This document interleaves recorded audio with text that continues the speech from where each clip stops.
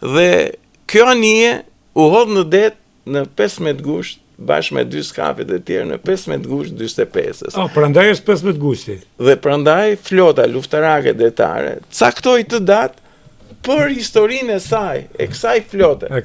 Kjo nuk mohonte flotat e mëpërparshme.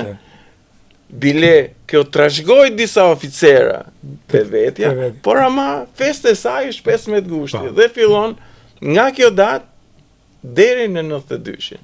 Me emërtime të ndryshme, normale, politika. Tani, në 45-ën, domethënë ne kemi pas këto 3 motobarkat vogla që fillon flotën. Këto fillonin të bënin patrullime.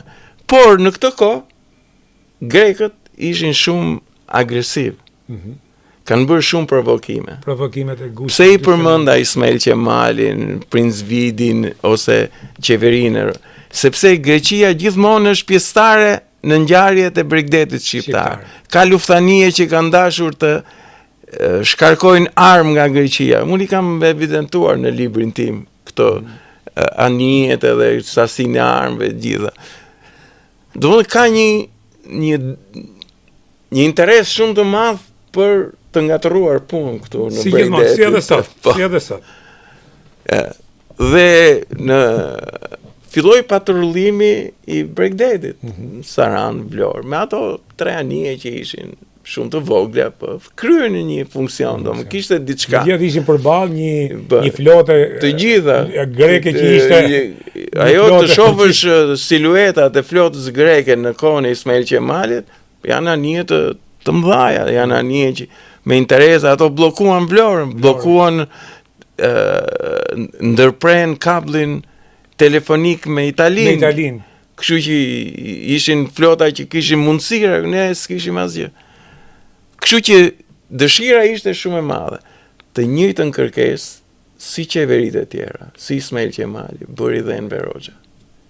Enver Hoxha i kërkoi fuqive aleate që të pajiste Shqipërinë me pjesë të flotës italiane si reparacion lufte.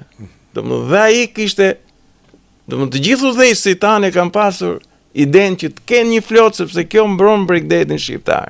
Dhe kemi kërkesë që reparacionet e luftës, dëmtimet që na kishin bërë të vinin anije në vend të kishte edhe anije.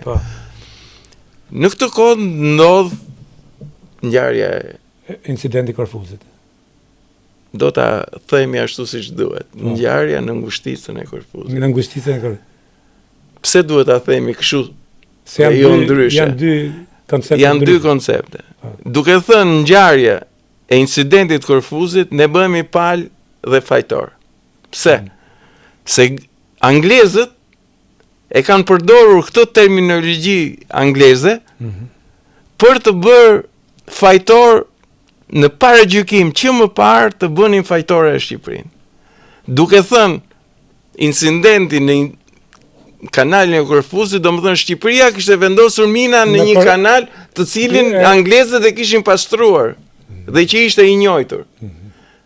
Po në fakt nuk është kështu. Kur anglezët bën kërkesën në Organizatën e Kombeve Bashkuara për të hapur një tribunal kundër Shqipërisë, ju drejtuan pikërisht me këtë term. Duam të trajtohet çështja në gjykatën ndërkombëtare të Argës për incidentin e Korfuzit.